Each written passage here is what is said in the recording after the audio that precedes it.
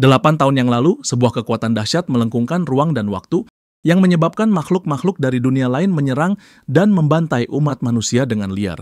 Peristiwa itu membuat jumlah populasi manusia menurun drastis, dan mereka yang selamat menyebut peristiwa tersebut The Doomsday. Selain itu, terdapat kejadian lainnya berupa demon waves yang menyebabkan perubahan medan magnet pembawa sistem kelas yang membuat manusia menjadi lebih kuat sehingga dapat memperoleh talent secara acak dan memilih berbagai kelas dalam sistem. Setelah memilih kedua hal tersebut, maka seseorang dapat menguasai dan membawa kemampuan itu kembali ke dunia nyata.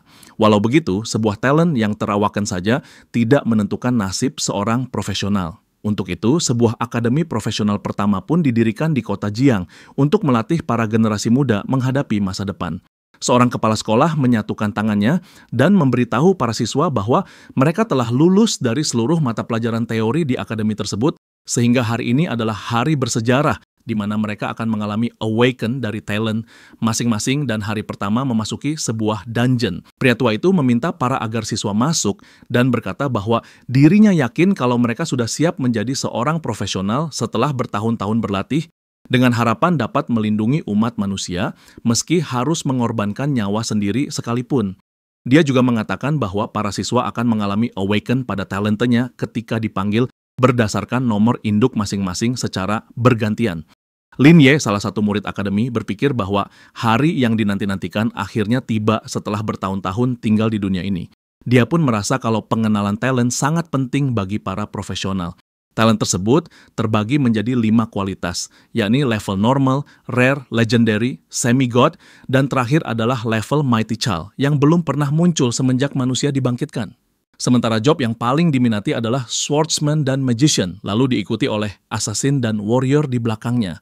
Sementara itu, priest merupakan kelas yang dianggap rendah karena memiliki kemampuan yang minim, seperti kurangnya mobilitas, hampir tak ada kemampuan menyerang, rendahnya keuntungan penyembuhan, dan sebagainya. Selain itu, priest juga tak dapat menyelesaikan misi sendirian, tidak seperti kelas lain saat menggunakan equipment dan dukungan dari talent yang baik.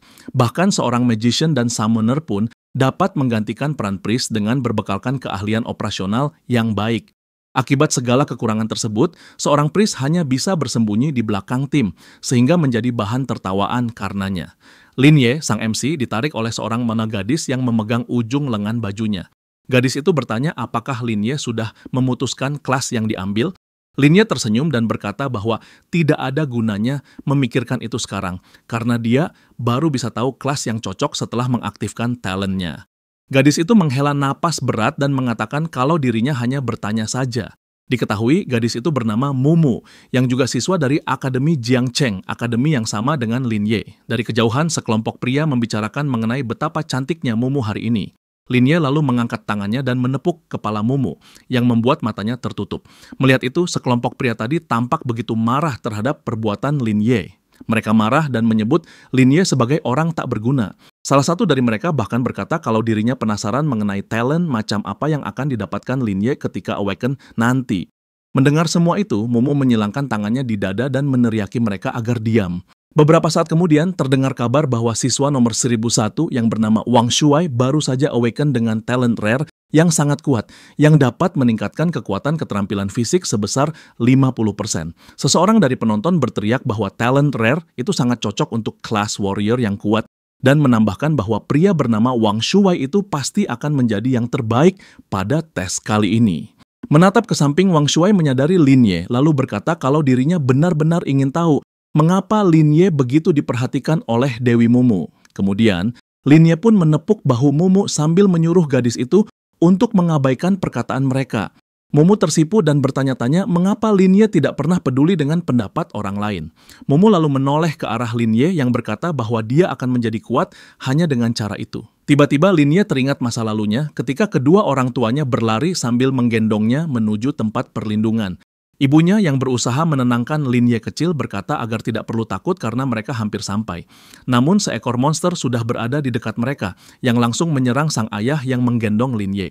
Serangan itu menyebabkan Lin Ye terlempar dan terpisah dengan ayahnya yang terkapar dan ibunya yang dicengkeram monster itu. Lin Ye kecil mulai menangis memanggilnya, tetapi ayahnya memerintahkannya untuk lari lebih cepat ke dalam. Sementara ibunya yang juga hampir dimangsa oleh monster itu sempat berteriak agar Lin Ye harus bertahan hidup. Di waktu lain, seorang wanita dengan anak perempuan di belakangnya mengulurkan tangan kepada seorang bernama Xiao Ye yang sekarang adalah keluarga barunya, agar pulang bersama. Lin Ye bergumam dalam hati bahwa inilah satu-satunya cara agar dia bisa melindungi Mumu. Di papan pengumuman, tertulis nama Lin Ye dengan nomor 1128, yang berarti sekarang adalah gilirannya. Mumu berdiri terdiam penuh tanda tanya, sementara sang MC memasuki arena yang dipenuhi cahaya keemasan tempat awaken-nya talent. Lin Ye merasa tubuhnya seolah melayang di udara, sampai beberapa detik kemudian dia bertanya, apakah tempat ini adalah tempat kebangkitan talent para siswa? Dia meraih cahaya di depannya, lalu seekor naga putih dan merah muncul dan terbang di dekatnya. Lin Ye pun berteriak ketika kedua naga tersebut hendak merasuki tubuhnya. Lalu dia membaca hasil kebangkitannya yang berupa Talent Mythical, Reversing Heaven and Earth. Sistem langsung menyarankan agar Lin Ye menyembunyikan talent itu karena belum pernah muncul sebelumnya. Maka dia pun menyetujui saran itu. Sebagai penjelasan, Talent Reversing Heaven and Earth level 1 berfungsi untuk menimpa dan memperkuat semua skill yang dimiliki, serta dapat diaktifkan dan dinonaktifkan secara bebas. Jika talent tersebut ditingkatkan ke level yang lebih tinggi, sifat dasar keterampilannya bisa diubah. Saat ini, efek peningkatan yang dimiliki adalah pengurangan konsumsi mana sebesar 10%, sementara efek transformasinya merupakan perubahan buff sebagai debuff dan debuff menjadi buff. Syarat peningkatan talent ini adalah menaikkan level pribadi ke level 10, yang mampu membatalkan semua efek pada dirinya sendiri dan dengan bebas mengendalikan. Lalu, Lin Ye menyadari bahwa hal itu berarti musuh tidak akan pernah bisa mengalahkannya. Dia juga memikirkan kemungkinan serangan tanpa skill seperti pukulan biasa, atau jika ada priest yang menyembuhkannya, maka itu bisa memecah efek kebal dan langsung melukainya. Karena itulah Lin Ye merasa perlu menyembunyikan bakatnya, sambil mengepalkan tangan dengan kuat. Lin Ye lalu keluar dari arena dengan dinyatakan sebagai siswa nomor 1128 yang talent awaken-nya disembunyikan. Ia berkata kepada Mumu agar tidak menatapnya seperti itu karena bakatnya yang masih rahasia. Orang-orang di alun-alun mulai bergumam bahwa Lin Ye pasti memiliki talent yang memalukan. Makanya dia menyembunyikannya. Juga ada yang menambahkan bahwa orang rendahan sepertinya pantas mendapatkan talent rendahan. Bahkan beberapa orang menyebutnya pecundang.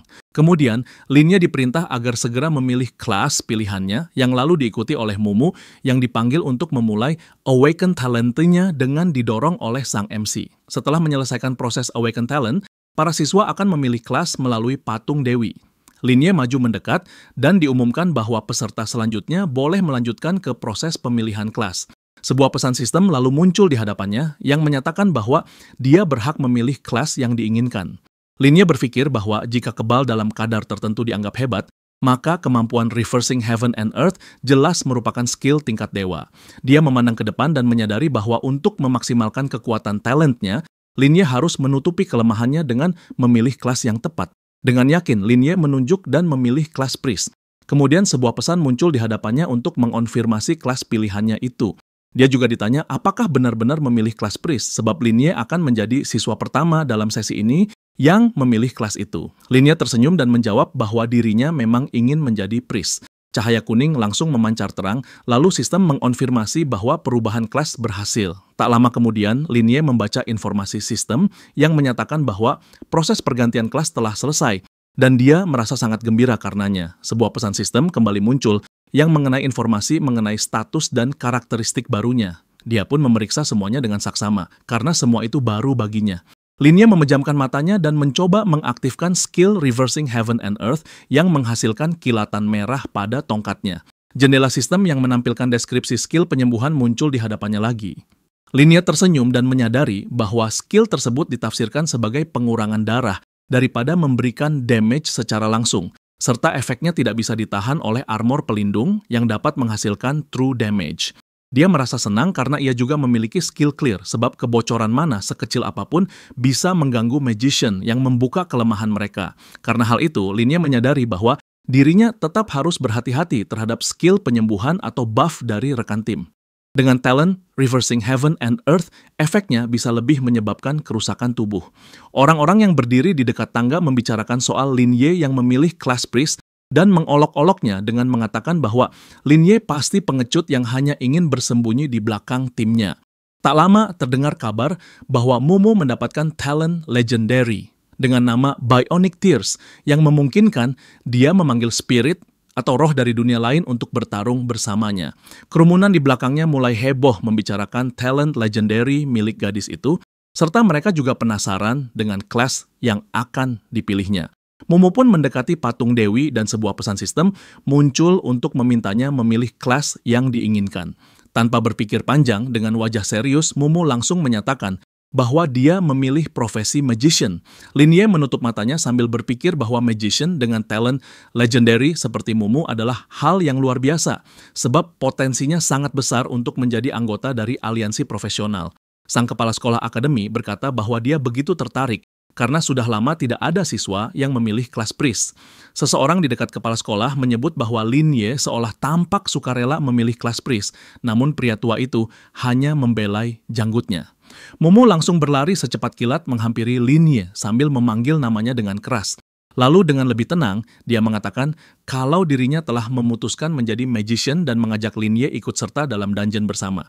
Linie berterima kasih atas ajakan itu, tetapi dia berkata bahwa dirinya punya rencana lain. Mumu menatapnya tajam dan bertanya-tanya apa yang sebenarnya Linie rencanakan. Kemudian, tiba-tiba muncul pesan sistem yang mengumumkan bahwa dungeon untuk pemula yang bernama Wolf Forest telah dibuka. Maka, siswa yang sudah melalui proses awaken dan pergantian kelas diperbolehkan masuk. Seorang pria berambut ungu kemudian mendekati Linie dan memintanya menyampaikan pesan untuk Mumu mengenai dirinya yang ingin mengajak gadis itu bergabung ke dalam timnya, serta dia juga akan membawa Linie bersamanya jika Linie mau mengikuti perintahnya itu. Walau begitu, Linie langsung menolak tawaran itu yang membuatnya dicap sebagai orang tak tahu terima kasih. Tiba-tiba, kepala sekolah akademi menyipitkan matanya sambil berkata bahwa sebuah kompetisi membutuhkan kerja sama tim. Meskipun punya bakat yang tinggi, tetapi akan tetap sulit melawan gerombolan iblis jika seorang diri. Para siswa pun menoleh ke arah pria tua itu, selain salah seorang dari mereka menyapa sang kepala sekolah. Sang kepala sekolah berkata bahwa saat di hadapan makhluk-makhluk jahat, semua perselisihan pribadi harus dilupakan.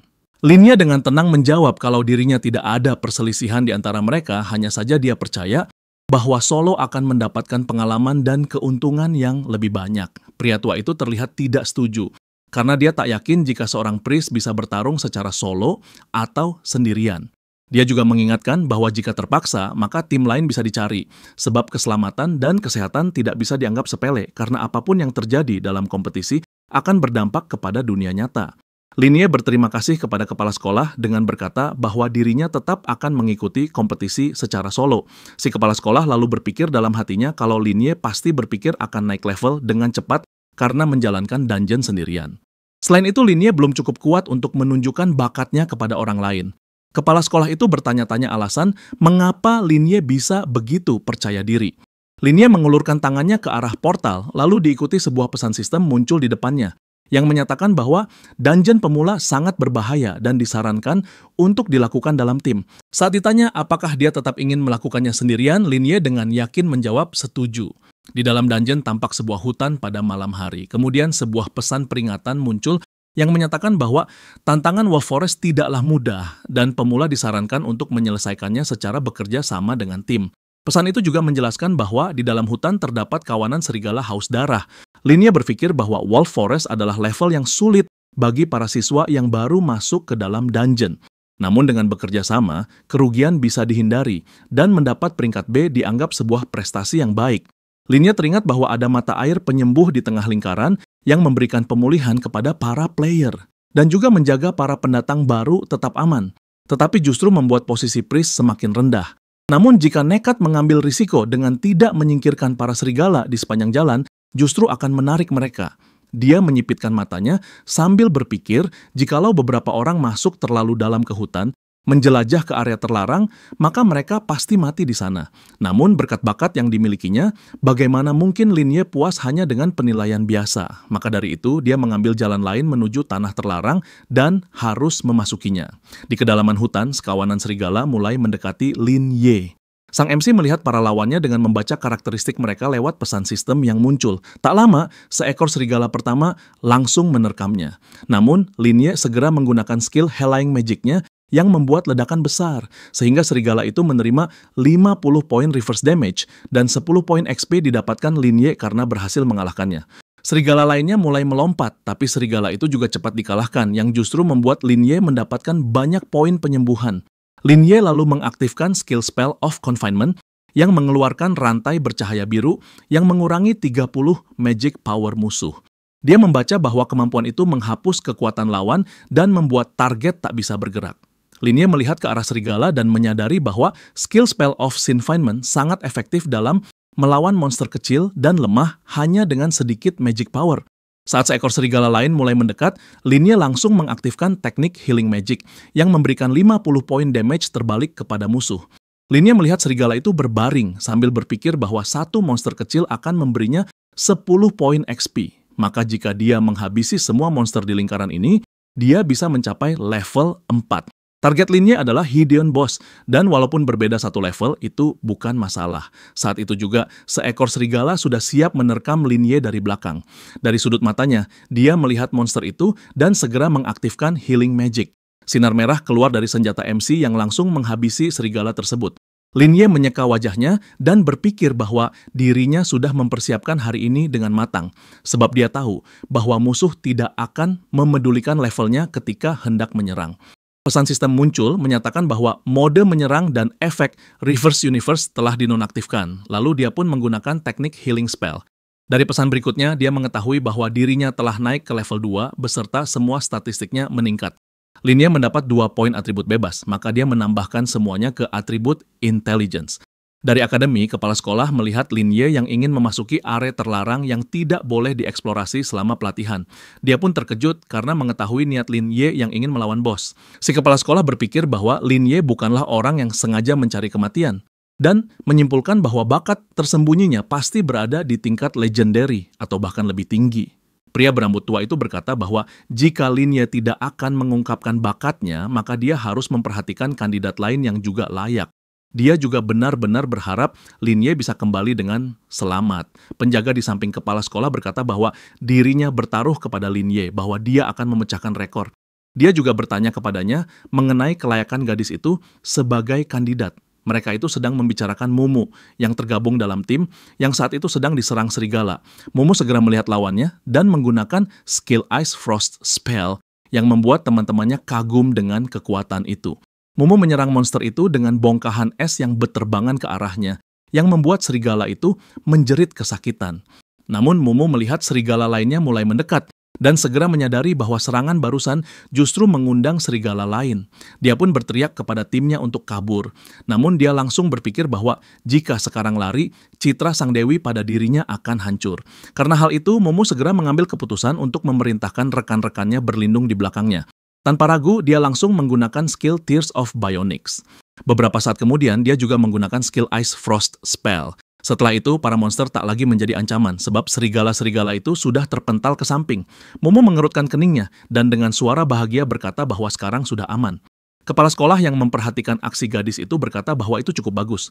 Rekannya menambahkan bahwa tanpa pengalaman tempur, maka mengandalkan bakat saja tak akan membawa hasil jauh. Di tempat lain, Linye telah naik ke level 3 dan mengumpulkan poin. Dia berpikir bahwa kecepatannya sudah sesuai harapan, dan jika mengalahkan monster kecil lagi, dia akan naik ke level 4. Tiba-tiba, Linye mendengar suara dari semak-semak. Dia berhenti dan menoleh. Lin berjalan ke arah semak yang menjadi sumber suara itu. Di balik semak-semak itu terlihat sekumpulan serigala yang dipimpin oleh serigala besar bernama Dark Wolf King, yang merupakan penguasa hutan dan terkenal sangat buas sebab dia akan menyerang makhluk apapun yang dilihatnya. Dan karena merupakan bos tersembunyi, makhluk itu disebut tabu di dalam catatan sekolah. Banyak siswa yang cedera karena mencoba melawannya, bahkan cacat selamanya. Serta pahlawan masa depan pernah dihabisi dengan kejam oleh makhluk ini. Itulah alasan mengapa akademi menandai area ini sebagai tempat terlarang. Linye berpikir bahwa serigala liar selalu berada di sekitar raja, tetapi dia juga paham bahwa seperti binatang lain, mereka akan sesekali meninggalkan sarangnya untuk mencari tempat yang lebih nyaman. Dan mereka tidak selalu kembali ke sarang mereka segera, tetapi berjalan-jalan di sekitar. Dia tahu bahwa itu membuat mereka bisa disingkirkan satu persatu dengan mudah. Linye menyerang seekor serigala secara diam-diam, lalu pesan sistem muncul menyatakan bahwa dia telah memberikan damage terbalik pada serigala liar. MC pun menyadari bahwa monster kecil merepotkan seperti itu adalah sumber darah terbaik, sebab begitu mendapatkan cukup XP, dia akan langsung menghadapi Dark Wolf King sendirian. Dengan begitu, saat pengikutnya semakin sedikit, levelnya akan makin tinggi. Tak lama, pesan sistem muncul menyatakan Lin Ye telah mencapai level 4. Tiba-tiba, Dark Wolf King mulai menjerit, yang terlihat sangat marah. Sang MC tersenyum dan bertanya-tanya apakah akhirnya ia telah melihat apa yang selama ini dicarinya. Lin Ye menatap lawannya dan menyatakan bahwa pertandingan akhir telah dimulai. Sebelumnya, dia sudah mempelajari karakteristik Raja Serigala. Dia tahu statistiknya jauh lebih tinggi dari serigala biasa, tapi dia tidak akan mundur. Musuh mulai menggeram padanya, tapi itu tak menghentikan Lin Ye. Dia pun menyadari bahwa serangan Raja Serigala justru mengisi kembali health point-nya, dan jika terus diserang, dia bisa mengalahkan musuhnya hanya dengan berdiri diam. Raja Serigala menunjukkan taringnya dengan mata bersinar, dan napasnya berat karena kelelahan. Pesan muncul di depan Lin Ye bahwa healing magic telah selesai cooldown. Mata musuh menyala dan dia mengaum keras. Pesan sistem menyatakan bahwa Raja Serigala akan melakukan serangan dasar berupa serangan cakar. Namun Lin Ye tidak gentar, dia tetap fokus dan siap menghadapi sang serigala. Serangan serigala itu hanya mengenai tanah beberapa meter darinya. Sang MC kemudian bertanya, apakah monster itu akhirnya mengerti, lalu berkata bahwa serangannya terlalu lambat. Monster itu makin marah. Lin Ye bertarung dengan Raja Serigala dan berpikir jika saja ada kawanan serigala di sekitarnya sekarang, dirinya mungkin harus berusaha lebih keras. Ia menatap lurus ke depan, bahagia karena musuhnya sendirian. Saat healing magic selesai cooldown, Lin Ye langsung menggunakannya yang membuat ledakan sehingga Raja Serigala langsung kalah. Beberapa saat kemudian, pesan sistem muncul bahwa mengalahkan Dark Wolf King memberikan 1000 poin pengalaman dan menaikkan level ke-5. Dia memahami bahwa dirinya telah menyelesaikan hutan serigala dan menerima peti perunggu sebagai hadiah. Lalu muncul pesan bahwa tidak ada skill yang rusak. Peringkatnya naik ke level SSS. Lin Ye berkata bahwa jika saja kemampuan healing terbalik diakui sebagai skill penyerang, mungkin dia tidak akan mendapat peringkat SSS sekarang. Semua siswa mendengar bahwa seseorang telah menyelesaikan tantangan Wolf Forest, menyelesaikan semua prestasi tersembunyi, dan mendapatkan peringkat tinggi. Mereka sangat terkejut. Banyak yang mulai membicarakan siapa orang itu, bahkan ada yang menganggap hal itu sebagai peristiwa bersejarah. Kepala sekolah pun berkata bahwa siswa itu tak tertandingi dan tidak ada yang bisa menyamainya. Via lalu mengatakan bahwa sejauh yang dia ingat, hanya Lin Ye yang berani masuk ke area terlarang itu. Asistennya bertanya bagaimana mungkin hal seperti itu terjadi, karena syarat utama untuk mendapatkan peringkat SSS adalah menyelesaikan level tanpa terkena damage. Dan bagaimana mungkin seseorang bisa melakukannya sendirian? Momo berpikir itu menakjubkan, karena bisa menyelesaikan dungeon dan mendapat peringkat SSS. Sementara dirinya sendiri sangat kesulitan. Di sisi lain, MC berpikir bahwa kelihatannya semua berjalan dengan baik. Kemudian ia pun memutuskan untuk membuka peti hadiah yang diterimanya. Setelah dibuka, sebuah pesan muncul, menyatakan bahwa dirinya memperoleh buku skill tingkat silver bernama Divine Healing, dan equipment tingkat silver bernama Shadow Dagger. Dari pesan yang muncul kembali, Lin Ye tahu kalau senjata bernama Shadow Dagger itu meningkatkan kekuatan serangan dan akurasi. Dia juga mulai mempelajari skill aktif Divine Healing yang memberi napas suci kepada semua rekan tim dalam radius belasan meter. Sang MC berpikir bahwa skill itu memiliki cooldown yang cukup lama dan konsumsi mana yang tinggi, tetapi setidaknya untuk tahap awal, itu bukan masalah. Lin Ye sadar bahwa ledakan area dengan damage yang tinggi seperti itu adalah pukulan pamungkas terbaik di tahap awal. Lin Ye memiliki begitu banyak hal di pikirannya. Dia bukan hanya memikirkan hadiah yang diperoleh, tetapi juga tentang paman dan bibinya yang selalu memberinya uang, yang tak ingin terus bergantung kepada mereka. Pesan sistem muncul yang menyatakan bahwa dirinya memiliki 5 poin tambahan. Yang begitu diketahuinya bahwa poin itu sangat berharga dan sumbernya sangat langka. Lin Ye menatap tajam ke depan dan menyadari bahwa hanya dengan mencapai level SSS, dia mendapat poin stat tambahan. Ia pun memutuskan untuk menyalurkan semua poin atributnya ke intelligence, dan memutuskan mulai hari ini, dia akan menjadi priest terbaik dan paling mematikan yang pernah ada. Para siswa mulai berteriak bahwa para pemain telah keluar, yang tampaknya mereka adalah tim peringkat SSS. Siluet seseorang mulai terlihat dari gerbang, dan orang-orang mengenali Lin Ye yang membuat mereka sangat terkejut. Orang-orang mulai bergumam bahwa peserta lain bahkan belum selesai. Seseorang di antara kerumunan itu mengatakan kalau mereka ingin melihat hadiah tersembunyi yang diperoleh. Momo langsung berlari ke arah Lin Ye dan bertanya dengan memastikan bahwa pria di hadapannya sekarang adalah benar-benar Lin Ye. Anak-anak lainnya tidak bisa percaya bahwa pecundang itu berhasil dengan sukses. Seseorang juga memperhatikan bahwa pria itu keluar tanpa membawa apapun. Beberapa anak muda berdiri di belakang Linye sambil tertawa gembira karena tidak percaya dia benar-benar berhasil. Linye mengangkat tangannya dan menunjukkan dagger atau belatinya ke atas, lalu bertanya apakah ada yang mengubah profesinya menjadi assassin. Karena dirinya memiliki senjata berkualitas tinggi dan menawarkannya. Seseorang dari kerumunan bertanya bagaimana Linye bisa mendapatkannya. Karena dagger itu adalah senjata tingkat silver. Tertarik dengan senjata itu, seorang pria langsung menyatakan ingin membelinya dengan harga 50.000. Dalam hatinya, Linye berpikir bahwa 50.000 adalah harga yang lumayan untuk senjata premium. Dia pun menyatakan siap menjual belati itu dengan harga 50.000. Semua yang hadir memandangi Linye dengan penuh perhatian, hingga seorang gadis berteriak bahwa dia bersedia membelinya seharga 100.000. Para pemain langsung tercengang, karena mereka tahu bahwa penghasilan tahunan keluarga rata-rata hanya 10.000 koin, sehingga membutuhkan waktu sangat lama untuk mengumpulkan 100.000 sebab jumlah itu benar-benar luar biasa. Linye menyadari bahwa 100.000 mungkin memang agak mahal untuk belati kelas 1, tetapi menurutnya itu masih wajar.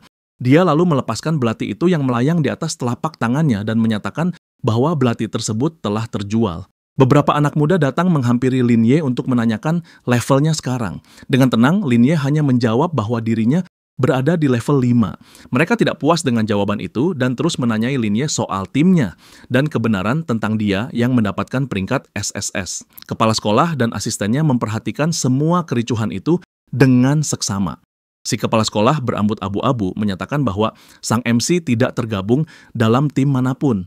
Seorang pria lainnya memotong ucapannya dengan mengatakan bahwa belum pernah ada yang mampu melakukannya seorang diri, maka dia pasti mencari tim di dalam dungeon. Apakah mungkin seorang siswa berhasil mendapatkan peringkat SSS secara solo di dungeon pemula? Sebab syarat utamanya adalah menyelesaikan tanpa menerima satu pun luka, yang bahkan para profesional pemula pun belum tentu bisa mencapainya. Salah satu pria mulai bertanya apakah mereka harus terus mengganggunya. Namun pria itu mengepalkan tangan dan berkata bahwa Linye hanya beruntung dan kemungkinan telah melakukan kecurangan. Dia menuduh Linye hanyalah pris rendahan dan bersumpah akan memberinya pelajaran di lain waktu. Kemudian kepada para siswa, kepala sekolah menyatakan bahwa semua ujian telah selesai dan mulai hari ini mereka bukan lagi siswa biasa, tetapi calon profesional dengan kemampuan khusus. Linye berdiri bersama Mumu sambil mendengarkan bahwa dalam waktu 30 hari mereka akan menghadapi ujian profesional yang paling penting dalam hidup mereka. Pria tua itu mengatakan bahwa setelahnya mereka akan kembali sebagai orang biasa ataupun sebagai pahlawan yang melawan iblis. Semua itu tergantung pada hasil mereka sebulan ke depan yang mengharuskan mereka menjelajahi dungeon pemula dan mencapai setidaknya level 10. Linye berpikir bahwa ujian profesional harus diikuti secara tim, karena koordinasi merupakan salah satu aspek penting penilaian. Dia memandangi Mumu dan menyadari bahwa dirinya telah menentukan rekannya. Linye tahu bahwa gadis itu sesungguhnya membutuhkan perhatian, meski kadang canggung dan polos, tetapi dia setia dan dapat dipercaya. Walaupun Mumu memiliki talent yang kuat, tetapi Linye sadar bahwa dirinya harus melindunginya dari bahaya. Linye kembali teringat pada paman dan bibinya atas semua yang telah mereka lakukan dan tidak akan membiarkan tragedi itu terulang. Linye pun mengajak Mumu untuk melewatkan makan malam dan mencoba dungeon yang lebih berbahaya. Kemudian mereka langsung pergi ke dungeon bernama Stone Cave yang dipenuhi scorpion atau kalajengking beracun. Kemudian terlihat pesan sistem di hadapan mereka untuk memilih tingkat kesulitan. Tanpa ragu, Linye memilih level sulit yang langsung ditekannya. Semakin tinggi tingkatannya, semakin tinggi pula status monster serta makin besar hadiahnya. Dungeon ini memang hanya punya 2 level, sedang dan sulit. Mumu menanyakan alasan Linye memilih level sulit, sebab dia menyadari bahwa meski ini dungeon awal, tetapi tetap saja tidak akan mudah. Namun Linye hanya menyuruhnya percaya. Mumu menjawab bahwa dirinya memang percaya, hanya saja dia khawatir tak bisa keluar tanpa menerima kerusakan, sehingga malah menjadi beban. Linye mengangkat jarinya dan berkata bahwa dungeon ini punya metode lulus tertentu. Mumu terkejut dan bertanya apakah maksudnya menghindari pembersihan monster. Linye berkata bahwa monster di dungeon ini telah ditetapkan. Dia menemukan data yang ditinggalkan, mengintegrasikan, serta merekonstruksinya. Dari perhitungannya, ini bisa dilewati. Mumu membuka matanya lebar-lebar karena merasa kagum. Karena seolah Linye menyusun ulang semuanya hanya berdasarkan deduksi. Sebenarnya Mumu tahu bahwa selama ini Lin Ye menyembunyikan kekuatannya, sebab dia telah mempelajari dungeon dan monster sejak awal dan menghitung data. Tetapi nilai teorinya selalu buruk, dan semua menganggapnya bodoh. Lin Ye melihat gadis itu dan bertanya apa yang dipikirkannya. Dia lalu mengisyaratkan untuk mengajaknya masuk. Mumu yang pipinya memerah langsung menjawab bahwa dirinya akan datang. Namun, Mumu yakin kepada Lin Ye yang akan menjadi pahlawan yang menyelamatkan dunia. Beberapa saat kemudian, mereka sudah berada di dalam Dungeon Stone Cave dan mulai melihat-lihat sekeliling. Mumu tersenyum sambil berkata tempat itu sangat indah, tetapi Lin Ye memperingatkannya bahwa tempat ini adalah dungeon liar dan jauh lebih berbahaya dari sebelumnya. Pesan sistem muncul di hadapan Lin Ye yang memberitahu bahwa karena mereka kekurangan anggota, maka ujian kali ini akan digabung dengan tim lain. Lin Ye berkata bahwa mereka harus menghadapi monster sekaligus pesaing. Jadi mereka harus berhati-hati. Tiba-tiba mereka terdiam karena beberapa meter dari mereka terjadi ledakan besar. Seorang pemain dari tim lain terhempas akibat ledakan itu, sementara pemain lain menyaksikan dengan ketakutan. Pria yang terhempas tadi menghapus darah di mulutnya, dan dia begitu terkejut karena seekor monster kecil bisa mengalahkan mereka. Pria menoleh dan melihat Lin Ye. Tanpa pikir panjang, dia berteriak minta tolong dan mengingatkan tentang perjanjian bantuan timbal balik akademi. Lin Ye berhenti lalu menjawab agar mereka menolong diri sendiri. Anak itu mulai mencaci Lin Ye, menyebutnya pris payah, tetapi Lin Ye hanya menggenggam tangan Mumu dan mengajaknya pergi. Dia mengatakan bahwa kalajengking sangat takut air dan hanya punya serangan jarak dekat. Lin Ye meminta Mumu untuk mengikuti instruksinya agar tidak keracunan. Mumu pun mengangguk paham. Lin Ye menambahkan bahwa kalajengking juga sensitif terhadap suara.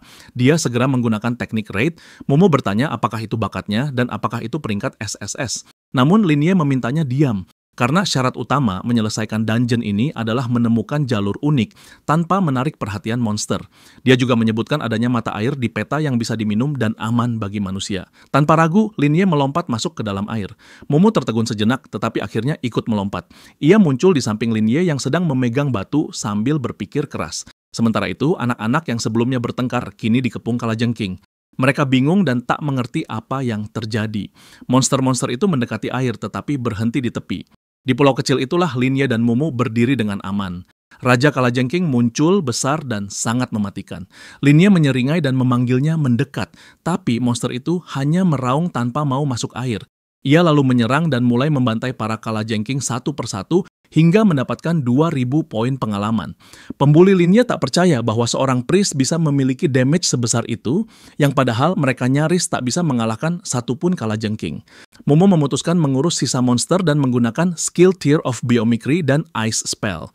Ia tampak terkejut karena bisa naik ke level 4 dengan cepat. Lin Ye lalu berkata bahwa sekarang mereka harus melawan Raja Kalajengking dan memberitahu bahwa lawan mereka bisa menaklukkan rasa takut pada air.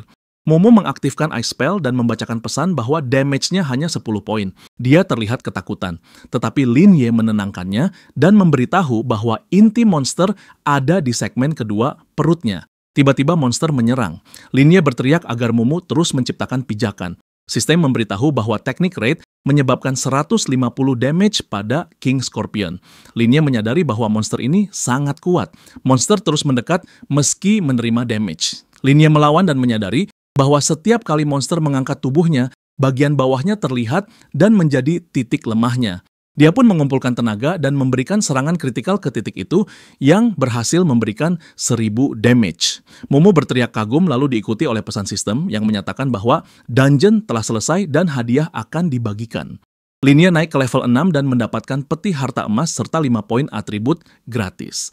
Ketika mereka membaca pesan sistem, para pemain dari timnya yang lain datang berlutut dan memohon kepada Lin Ye untuk menerima mereka sebab mereka siap melayani dan memintanya jangan marah.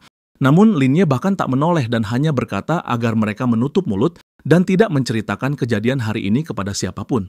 Dia memandangi mereka dengan dingin dan memperingatkan bahwa bila mereka membocorkan apapun, maka akibatnya akan sangat serius. Lin Ye dan Mumu berada di ruang teleportasi dan memutuskan untuk membuka peti harta di sana sebab mereka tahu betul bahwa tidak ada orang lain yang melihat. Ia pun mengisyaratkan agar peti itu dibuka. Ketika sebuah pesan informasi muncul dari peti, Mumu terkejut saat mengetahui mereka mendapatkan 5 poin atribut.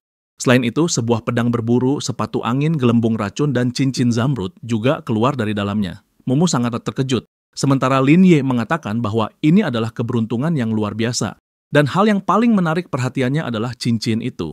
Meskipun hanya berperingkat silver, tetapi cincin itu dapat mengurangi waktu jeda untuk mengaktifkan skill, yang bahkan harganya di pelelangan hampir sama, berharganya dengan poin atribut gratis yang mereka peroleh. Jika terjual, membuat mereka bisa mendapatkan sekitar jutaan koin untuk itu. Linie berkata kepada Mumu bahwa buku gelembung racun itu untuk para penyihir, maka dia membiarkan gadis itu mengambilnya. Mumu menjawab bahwa buku ini adalah buku racun berperingkat emas. Tetapi dia sebelumnya telah menggunakan skill berbasis S. Artinya, ketika memilih atribut skill S, penyihir hanya bisa mempelajari skill yang berkaitan dengan atribut tersebut, tidak bisa digantikan dengan atribut lain. Tiba-tiba, Mumu terdiam sebab sebuah pesan sistem muncul di depannya. Dia membacanya dan menyadari bahwa skill tersembunyi 5 Element Master telah aktif. Dengan 2 dari 5 elemen telah terbuka, hal itu tentu membuat Mumu sangat terkejut. Di sisi lain, Linie mengatakan bahwa Mumu sebaiknya menggali lebih dalam soal ini, karena mungkin saja dia bisa membuka keuntungan baru lainnya. Dia juga berpikir bahwa hal itu adalah keunggulan penyihir yang membedakan kelas mereka dari yang lain, semacam kartu Trump. Gadis itu tertawa dan berkata bahwa mereka harus segera pergi karena waktunya sudah habis. Mumu lalu bertanya kepada Linie tentang bagaimana dia akan menggunakan 5 poin atribut itu dan mengatakan bahwa dia ingin melihatnya. Namun, Linie menjawab bahwa dirinya memiliki cara lain yang tidak cocok untuk Mumu. Di luar dungeon, banyak pemain mengobrol, yang salah satunya mengatakan bahwa mereka takut kalah jengking. Sementara lainnya menyebutkan bahwa Mumu sangat cantik dan imut, serta ada juga yang penasaran siapa pria yang ada di dekat Mumu itu. Rekannya menjelaskan bahwa pria itu adalah orang biasa bernama Linie, yang rumornya mendapatkan kelas SSS. Tiba-tiba, sebuah mobil sport kuning melaju dengan kecepatan tinggi yang membuat orang-orang terkejut. Pria yang keluar dari mobil itu berkata kepada temannya mengenai gadis yang dia bicarakan memang luar biasa. Saat itu juga, Mumu langsung memegang lengan Linie dan memintanya untuk pergi dari sana, sementara Linie yang kaget menanyai alasan Mumu menyuruhnya pergi. Mumu menjawab bahwa dirinya tidak suka orang seperti anak pemilik mobil itu sebab dia hanya mengandalkan keluarganya yang kaya dan suka merampas suatu hal milik orang yang tidak bersalah dan punya hobi mempermainkan wanita dari keluarga miskin. Sebelum Mumu dan Linie pergi, si pria berambut coklat menoleh padanya dan memintanya untuk menunggu. Pria kaya itu diketahui bernama Huang Xiaofeng, sang pewaris perusahaan Huang Group. Dia memperkenalkan namanya sambil mengulurkan tangan. Sementara itu, para siswa mulai berbisik di belakang pria itu. Semua orang tertarik pada kehidupannya, sebab kemanapun dia pergi, dia selalu menjadi pusat perhatian. Namun gadis itu menutup matanya dan mengatakan bahwa dia sudah punya pacar. Sang tokoh utama terkejut dengan jawaban itu. Huang menatap Linie yang dianggapnya sebagai orang yang hanya memakai baju murahan dari pasar dan menganggapnya seolah bunga yang tumbuh di atas kotoran sapi. Linie lalu mengatakan bahwa dia pikir Mumu mengenal pria bernama Huang itu. Kemudian Huang menjulurkan tangannya dan meneriaki Linie untuk segera minggir dari sana. Namun, Linie langsung memukul lengan Huang dengan cepat. Huang pun berteriak dengan sangat marah karena keberanian Linie yang memukulnya. Dia menggunakan skill warrior, sementara Linie langsung mengaktifkan teknik reversal dengan hanya berdiri dan menatap lawannya dengan dingin. Beberapa detik kemudian, Huang terlempar ke seolah-olah oleh kekuatan tak kasat mata. Dia jatuh berlutut, memegangi perutnya dengan satu tangan sambil berteriak dan meringis kesakitan. Beberapa saat kemudian, Huang mendongak dengan keringat bercucuran di wajahnya. Dengan gigi terkatup, dia bertanya kepada lawannya apa kelasnya. Linie menatapnya tajam dan menjawab bahwa dirinya tidak melakukan apa-apa dan semua orang di sana bisa menjadi saksi. Kemudian, sang MC tersenyum lebar dan menyebut dirinya hanya seorang priest, tidak lebih. Orang-orang mulai membicarakan apa yang baru saja terjadi dan alasan Huang tergeletak di tanah, sementara Mumu menyadari bahwa tadi itu adalah talent milik Linie. Huang mencoba memukul lagi, tetapi sedetik kemudian dia kembali terjatuh dan berkata pada Linie agar tidak bermain curang. Dalam hatinya, Linie merasa teknik reversalnya cukup menarik, karena teknik itu bukan hanya memberikan serangan balik, tetapi juga serangan tambahan. Namun Linie merasa bahwa serangannya itu belum seberapa kuat, karena dia bahkan belum menggunakan setengah dari kekuatannya. Huang meneriakkan bahwa jika Linie memang berani, dia harus bertarung secara normal. Sementara itu, seorang pria dari kerumunan meneriakkan bahwa tidak boleh menggunakan kekuatan awaken dalam perkelahian biasa. Seorang pemuda berkacamata mulai berpikir tentang Huang yang punya perlindungan kuat dan perlengkapan kelas atas, lalu bertanya-tanya siapa sebenarnya lawannya ini. Dia tahu bahwa Linie telah menaklukkan dungeon sendirian dan naik ke level 5. Dia pun segera menghampiri dan meminta maaf kepada Linie atas kelakuan temannya yang buruk Meski dalam hatinya dia bertanya-tanya mengapa belum pernah mendengar tentang Lin Ye sebelumnya. Lin Ye menjawab bahwa dirinya tidak ingin membuat konflik, tetapi Huang tidak setuju. Dia justru berteriak kepada temannya untuk memberi pelajaran kepada Lin Ye. Namun, pria berkacamata itu lebih bijak dan tidak berniat menyerang Lin Ye. Hal itu membuat Huang sangat marah. Kemudian, pria berkacamata itu menempelkan kertas di leher Huang, yang membuatnya tidak sadarkan diri, sambil menjelaskan bahwa Huang adalah keturunan keluarga kaya. Pria berkacamata bernama Qi Hang itu mulai menarik tuannya menjauh dan berkata kepada Lin Ye. Setelah kejadian ini, ia khawatir Huang akan mengirim orang untuk membalas dendam. Dia juga meminta Lin Ye untuk tidak datang ke sekolah bulan ini, lalu dia mengulurkan kartu bank sebagai kompensasi serta menawarkan bantuan bila ada masalah. Namun Lin Ye menolak tawaran itu. Sang MC mengatakan bahwa dirinya tidak akan mengganggu siapapun kalau tidak ada yang mengganggunya. Setelah itu, dia pergi bersama Mumu sambil memikirkan bahwa dirinya ingin mencoba skill katastrofinya dan penasaran akan hal-hal yang bisa Huang lakukan. Di tempat lain, Lin Ye mengunggah strategi untuk menyelesaikan level di Stone Cave. Mumu bertanya apakah Lin Ye bisa menjual strategi itu dengan harga yang diinginkannya, karena dia sangat khawatir. Namun, Lin Ye begitu yakin tidak akan ada yang menolak poin atribut gratis. Pada saat yang sama, para pemain dari salah satu tim sedang berada di dalam gua. Kondisi mereka tidak mudah saat itu, dan mereka berniat membeli strategi dan mencoba semuanya. Beberapa dari mereka sempat ragu dan takut membuang uang, tetapi akhirnya mereka mengambil risiko. Dan hanya dalam waktu 3 menit, dungeon itu berhasil diselesaikan dengan hasil level SSS tercapai. Hal itu benar-benar mengagumkan bagi tim mereka. Salah satu dari tim itu yang membeli strategi itu merasa senang karena berhasil melewati level tersebut. Baginya, strategi itu sangat sederhana. Tetapi selama ini belum pernah ada yang menemukan. Pemain lainnya juga mengatakan bahwa medan di Stone Cave terlalu rumit dan kondisinya aneh. Tetapi dengan strategi itu, semuanya jadi jelas dan mudah. Anak-anak muda itu juga mengomentari bahwa biaya strateginya sangat masuk akal. Orang-orang pun mulai aktif mencari strategi di internet untuk mendapatkan poin karakterisasi gratis. Mumu terlihat sangat senang karena semakin banyak orang yang memesan strategi mereka. Di tempat lain, seseorang sedang memperhatikan halaman situs tempat Lin Ye menjual strateginya. Dia bertanya kepada rekannya apakah dia sudah menemukan orang yang menjual semuanya itu. Namun mereka menjawab bahwa si penjual menggunakan teknik peretasan, sehingga alamat IP-nya tak diketahui. Walau begitu, mereka tahu kalau Lin Ye berasal dari akademi profesional. Gadis yang memerhatikan layar itu menoleh dan menyadari bahwa tahun ini sepertinya ada hal menarik yang terjadi di akademi. Sementara itu, Lin Ye menulis pesan pribadi mengenai pembelinya, dikenal sebagai pria berotot, yang ingin membeli sebuah pedang besar dan sepakat untuk bertemu di pintu masuk dungeon sekolah. Momo pun merasa gembira karena Lin Ye berhasil mendapatkan lebih dari 300.000 emas, sementara Lin Ye merasa bahwa semuanya berjalan sesuai rencana, dan sekarang dirinya sedang dipromosikan secara aktif. Dia berpikir bahwa dirinya masih harus menaklukkan lebih banyak dungeon dan senjata kelulusan harus diganti nantinya.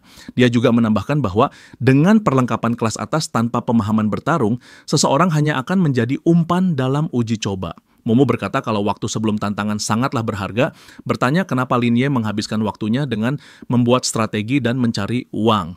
Lin Ye tersenyum dan mengatakan bahwa alasan dirinya membutuhkan adalah untuk melindungi orang-orang yang dia sayangi, sebab karena merekalah yang selama ini terus melindungi dirinya. Lin Ye berkata bahwa di kehidupan sebelumnya dia tidak punya keluarga dan tak pernah merasakan kehangatan serta dukungan, maka dilahirkan kembali ke dunia ini adalah keberuntungan terbesarnya. Dia menambahkan bahwa kini dia memiliki orang tua yang sangat menyayanginya. Namun 10 tahun yang lalu, kerabat-kerabatnya memperlakukannya seperti wabah, dengan orang-orang yang seharusnya menjadi keluarga, malah mengharapkannya mati karena gelombang sihir. Sama seperti kedua orang tuanya, dan mereka ingin mengambil warisannya untuk mereka sendiri. Para kerabatnya itu bahkan membicarakan soal pembagian warisan di depan si anak dan menyesal karena tidak memasukkan Lin Ye ke panti asuhan. Orang-orang dewasa itu saling menyalahkan dan saling menghitung siapa yang mengeluarkan uang dan siapa yang membeli Lin Ye hanya demi mendapat bagian warisan yang lebih besar. Namun saat malam hari itu, Lin Ye memutuskan melarikan diri dengan harapan bisa bertahan hidup dan mendapat makanan.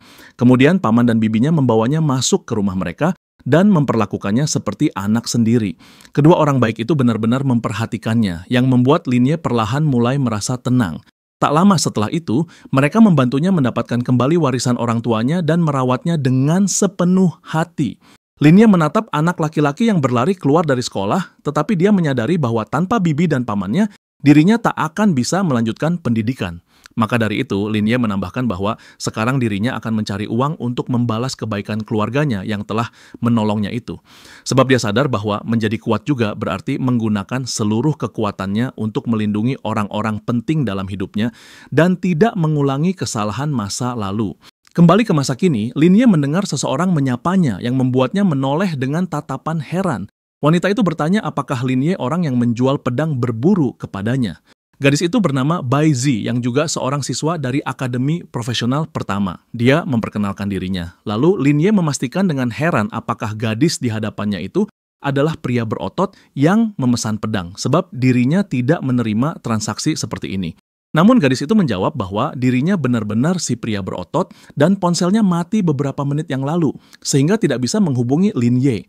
Kemudian Linye memintanya mengonfirmasi pembelian dan memberi peringatan bahwa atribut dari pedang berburu itu tidak bisa dikembalikan. Linye lalu menyerahkan pedangnya dari inventaris. Gadis itu menatapnya tajam dan menangkap pedang berburu itu dengan cekatan. Zi lalu bertanya, apakah harganya benar-benar hanya 80.000 karena waktu berburu harganya bisa mencapai 200.000. Namun Linye balik bertanya, apakah guru di sekolah Zi tidak mengajarkannya soal harga pasar. Gadis itu menjawab bahwa dirinya selalu buruk dalam matematika, sehingga tidak tahu apapun soal harga. Karena hal itu, Linye menganggap kalau Zi hanyalah orang kaya yang bodoh, lalu menyarankannya untuk mengecek harga terlebih dahulu agar tidak tertipu lagi. Zi berterima kasih, lalu segera membayar senjatanya. Dari pesan sistem, Linye mengetahui bahwa dirinya menerima 80.000, yang saldonya telah melampaui 1 juta, yang membuatnya mendapatkan status sebagai pengguna kartu emas. Linye pun merasa senang karena tak perlu mengeluarkan biaya pengiriman. Ketika hendak pergi, dia berkata kalau gadis itu membutuhkan apapun, dirinya siap membantu. Namun pada saat itu juga, kepalanya tertembak cahaya emas yang diikuti munculnya sebuah pesan sistem yang menyatakan bahwa buff khusus bernama Gaze of the Goddess of Luck. Linye terlihat sangat terkejut, lalu kemudian bertanya kepada Zi apakah itu bakat miliknya. Dia pun mengangguk dan menambahkan bahwa dirinya masih bisa mengembangkannya dan bertanya apakah dia bisa bergabung dengan tim Linye. Linye menatap gadis itu dan berpikir bahwa awakened dengan buff keberuntungan bawaan sangatlah langka. Dia juga menyadari bahwa bakat gadis itu tidak hanya terbatas pada kualitas peti hadiah, karena mereka yang memiliki bakat lemah pun bisa membuka peti legendary dan peti mythic jika mendapatkan buff seperti itu. Lalu bertanya, apakah Zi sudah pernah memberitahu orang lain soal talent yang dimilikinya? Zi menjawab bahwa dirinya tentu saja belum memberitahukannya kepada siapapun. Linye bertanya lagi apakah skillnya punya batasan.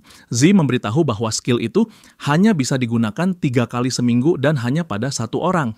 Kemudian Linye memintanya untuk tidak memberitahu siapapun soal skill tersebut dan menambahkan bahwa buff miliknya sangat luar biasa dan potensinya mengerikan.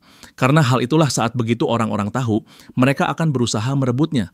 MC pun menyadari bahwa bisa saja kebebasan gadis itu dirampas hanya untuk memonopoli kemampuannya. Zi lalu bertanya tentang aliansi profesional yang nantinya akan mereka tuju dan menjelaskan bahwa organisasi ini adalah pemimpin umat manusia dalam perlawanan terhadap gelombang sihir. Namun, dalam aliansi itu sendiri ada banyak fraksi dengan hubungan yang rumit, sehingga persaingan terbuka dan diam-diam, serta pengkhianatan kerap terjadi. Karena alasan itu, Linye mengajak Zi untuk bergabung dengan timnya dan mengatakan bahwa mereka akan menjaganya.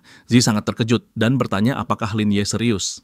Linye hanya tersenyum dan dengan memperkenalkan dirinya sekali lagi, dia mengulurkan tangan dan mengatakan bahwa dirinya senang bisa menjadikan Zi bagian dari timnya. Dia lalu mengajak Zi untuk bertemu rekan-rekannya. Zi terlihat bersemangat dan mengatakan bahwa tak ada yang percaya kalau dirinya bisa bertarung di garis depan. Linye berpikir tentang bagaimana Zi mampu mengayunkan pedang besar. Beberapa saat kemudian, Linye menemui Mumu yang langsung bertanya, apakah gadis kecil ini merupakan Muchle dan rekan baru? Zi pun langsung memperkenalkan dirinya. Mumu mengulurkan tangan dan menyebutkan namanya, sementara Zi memperhatikan betapa cantiknya dia serta betapa lembut tangannya. Tiba-tiba Mumu menatap Linye dengan sinis, yang membuat sang MC bertanya-tanya, mengapa gadis itu menatapnya seperti itu? Sementara itu, Mumu merangkul Zi dan bertanya, bagaimana sikap Linye kepadanya? Linye terbatuk dan mengusulkan agar mereka pergi makan siang, lalu membahas soal dungeon setelahnya. Mumu menoleh dan memastikan dungeon apa yang akan dibicarakan. Dungeon yang dimaksud Lin Ye adalah Dungeon Goblin level Nightmare. Namun, demi semua orang bisa mendapatkan poin karakterisasi gratis, dia memutuskan untuk masuk sendirian dan kemudian membuat panduan untuk para gadis. Tingkat Nightmare adalah kesulitan tertinggi dari dungeon lapangan selama masa pemula.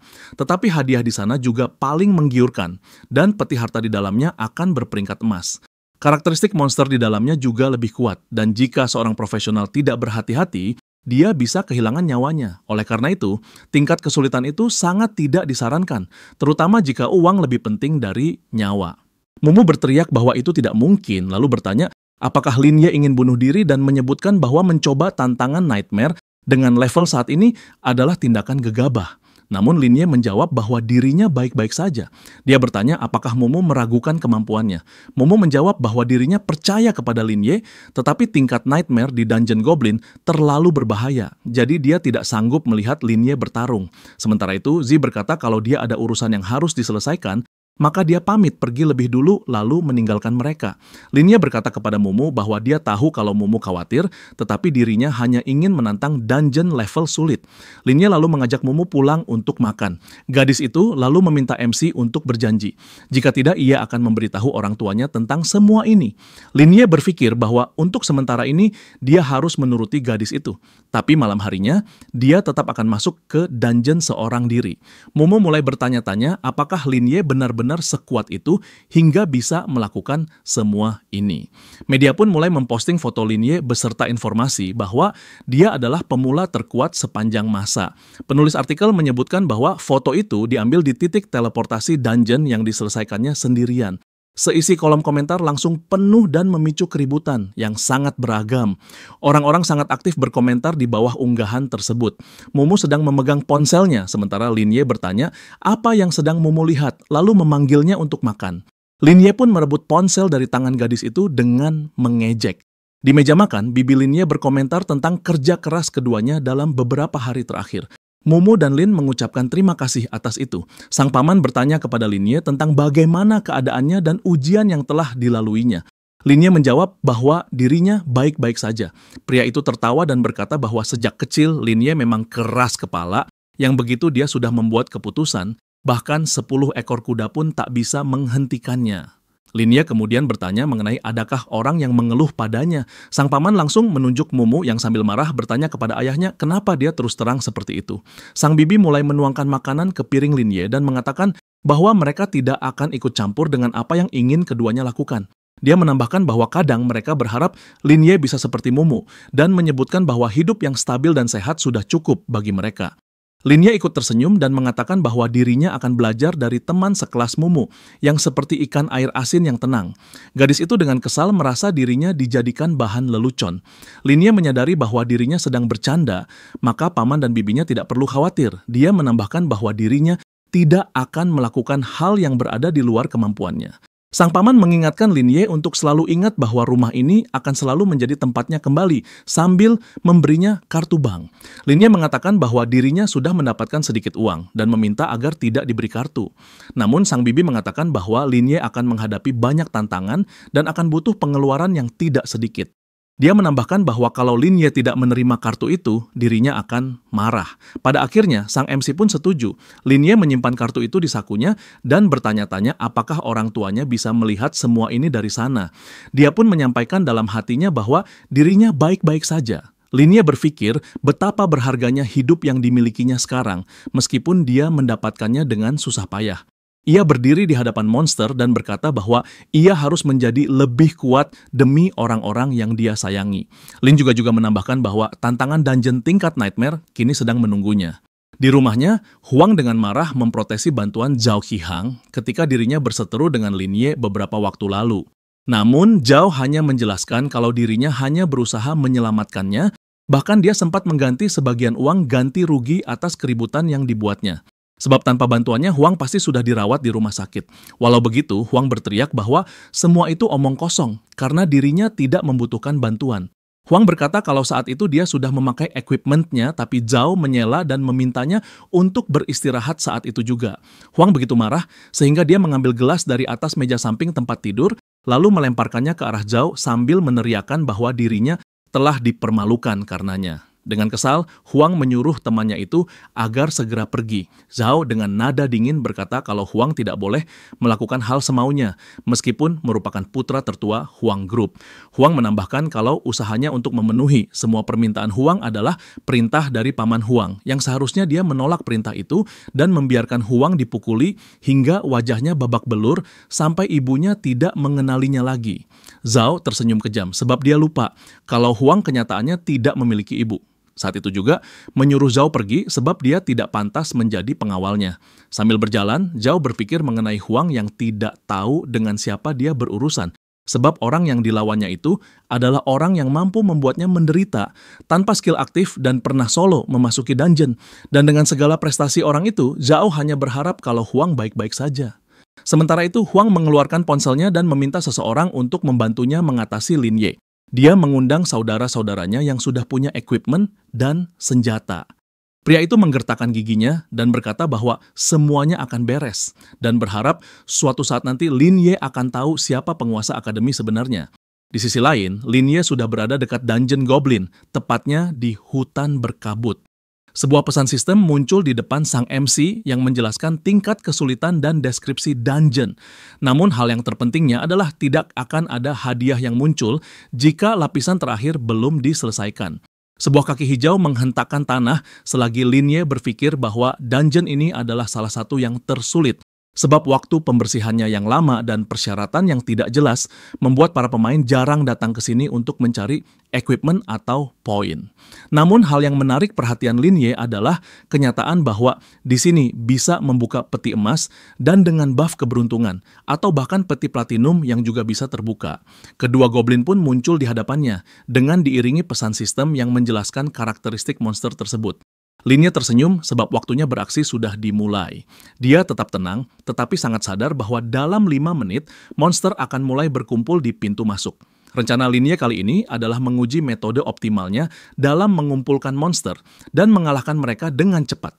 Dia menyadari bahwa dirinya bukan hanya harus mengalahkan semua goblin dan rajanya, tetapi waktu pembersihan di tiap level juga tidak boleh lebih dari 10 menit.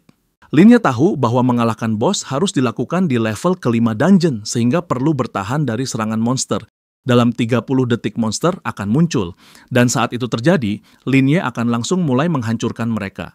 2 menit 5 detik telah berlalu sejak lapisan pertama dimulai, dan sang MC sudah bertemu pemimpin para goblin.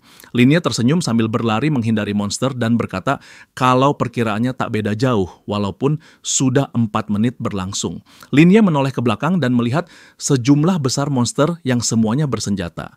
Kemudian Lin Ye pun menggunakan skill Divine Healing, yang membuat skill tersebut meningkat ke level 2, serta terkaparnya para goblin di lapisan pertama dungeon. Sebuah pesan sistem muncul di depan Lin Ye yang menyatakan bahwa beberapa atributnya meningkat.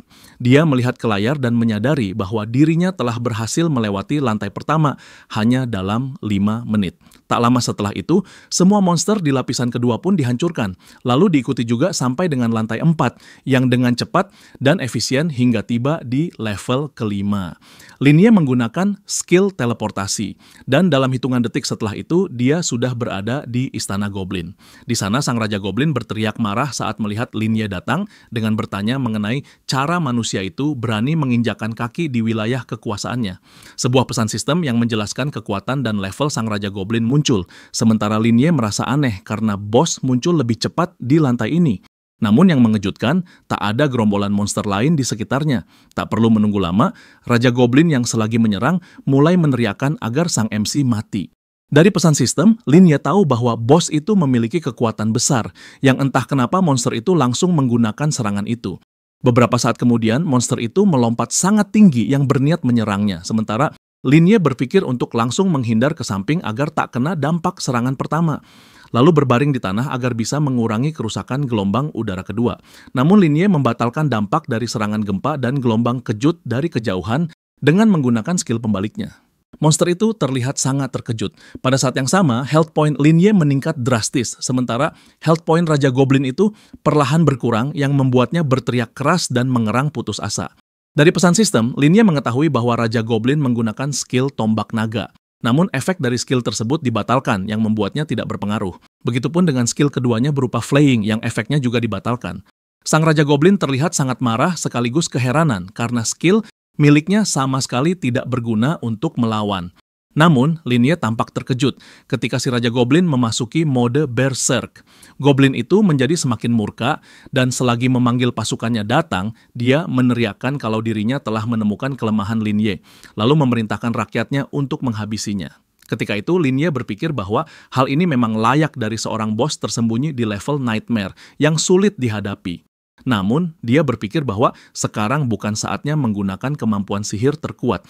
Linie tambah terkejut sambil menutup mulutnya dengan tangan, sebab Raja Goblin memerintahkan pasukannya untuk menyerang dengan syarat tidak menggunakan skill apapun dan biarkan sang MC dihabisi secara perlahan.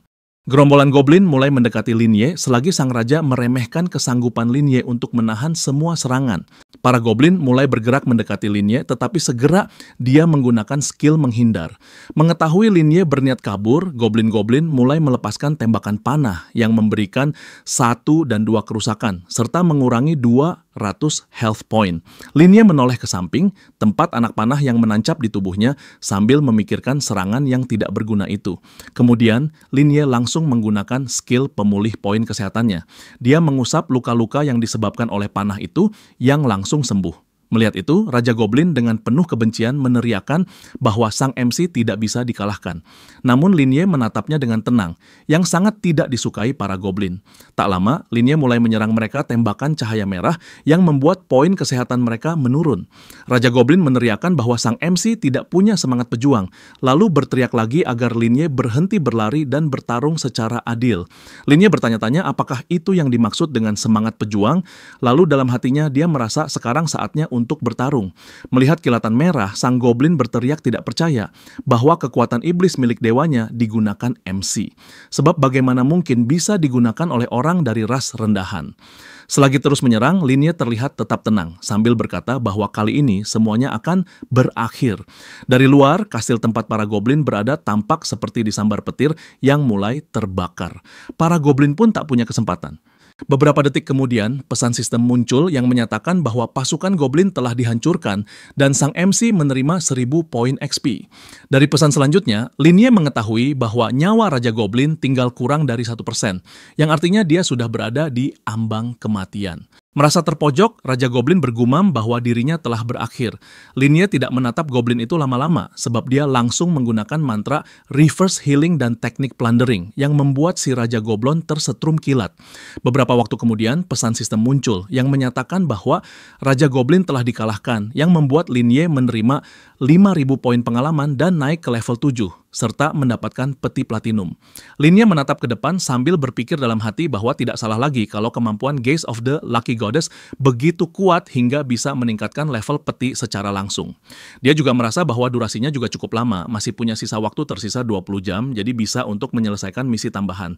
Kemudian, Linie mulai membuka peti harta karun yang diikuti oleh munculnya pesan sistem yang menginformasikan bahwa sang MC telah mendapatkan buku skill, poin karakterisasi gratis, dan equipment.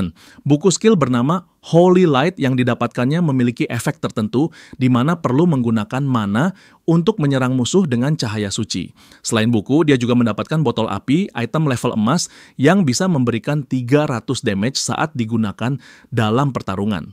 Batu berkilau meningkatkan nilai karakteristik sebesar 20 poin. Sebuah buku skill bernama Divine Brilliance juga keluar dari peti. Skill itu dapat memulihkan kesehatan dan bisa menerangi seluruh anggota tim. Sementara itu, busur badai pasir dapat memanggil badai pasir saat ditembakkan dan memberikan tambahan kerusakan dengan sihir tanah. Linie tersenyum dan berpikir bahwa dirinya mendapatkan 1 equipment dan 2 buku skill level platinum yang membuatnya sangat bahagia. Dia pun sangat termotivasi karena sekuat apapun monster tadi tetapi tetap bisa dikalahkan dengan cepat. Pesan sistem muncul lagi di depannya, lalu dia mengonfirmasi bahwa dirinya ingin mempelajari skill Divine Brilliance. Linie lalu mendapatkan 15 poin karakterisasi untuk intelligence dan mempelajari skill Divine Brilliance serta Holy Light. Semua peningkatan tersebut membuat karakteristiknya meningkat dengan 20 poin. Sang MC melihat dari pesan sistem peningkatan statusnya sambil berpikir bahwa perjalanannya ke dungeon ini tidak sia-sia. Dia merasa begitu senang sebab kekuatan, kelincahan, ketahanan, dan kecerdasannya meningkat 20 poin. Namun tiba-tiba ia mendengar suara dan ketika menoleh dia berpikir bahwa seseorang berhasil menemukan menemukannya. Orang yang datang itu ternyata adalah Mumu, yang langsung ditanya oleh Lin Ye tentang dia yang juga berada di dungeon ini. Namun Mumu langsung marah-marah dan meminta Lin Ye berhenti bercanda. Kemudian gadis itu bertanya, apakah benar Lin Ye telah menyelesaikan dungeon goblin yang berlevel nightmare. Sambil senyum, Lin Ye membenarkan hal itu. Mumu berkata bahwa dirinya sudah menduganya dan menambahkan bahwa dia sendiri ingin pergi ke dungeon itu. Ketika Lin Ye hendak mengatakan sesuatu, tiba-tiba terlihat sebuah mobil berhenti tak jauh dari mereka. Sebuah suara pria pun terdengar yang melaporkan bahwa mereka akhirnya telah menemukan Lin Ye dan Mumu dan mempertanyakan berapa banyak titik teleportasi yang sudah mereka lewati. Dengan teropong miliknya, orang asing itu juga melihat wajah Lin Ye dan menyuruh temannya agar menghajarnya. Huang berada di dalam mobilnya bersama seorang lelaki. Dia lalu mulai memukul kepala temannya dengan keras yang membuatnya ketakutan. Temannya menjawab bahwa Lin Ye terlihat sangat menakutkan, jadi dia tidak bisa. Huang menegaskan kalau temannya itu tidak berguna. Walau begitu, dengan senyum jahat, Huang menyatakan bahwa dirinya sudah menyiapkan semuanya. Di kamarnya, Lin Ye duduk dan menatap monitornya dengan serius. Di internet, dia mengunggah sebuah strategi yang memungkinkan orang-orang melewati dungeon goblin dengan mudah. Dia terlihat sangat serius sambil membaca pesan komentar orang-orang mengenai strategi miliknya. Kemudian, Lin Ye menemukan sebuah artikel yang memuat foto-fotonya dan informasi bahwa dia menjual strategi serta telah berhasil menaklukkan dungeon level SSS. Orang-orang mulai meninggalkan banyak sekali komentar di bawah foto-foto tersebut, meskipun hanya sedikit yang benar-benar percaya dengan apa yang mereka lihat. Di depan Lin Ye mulai muncul satu persatu pesan sistem yang memberitahukan bahwa dia menerima koin, termasuk dari hasil penjualan strategi.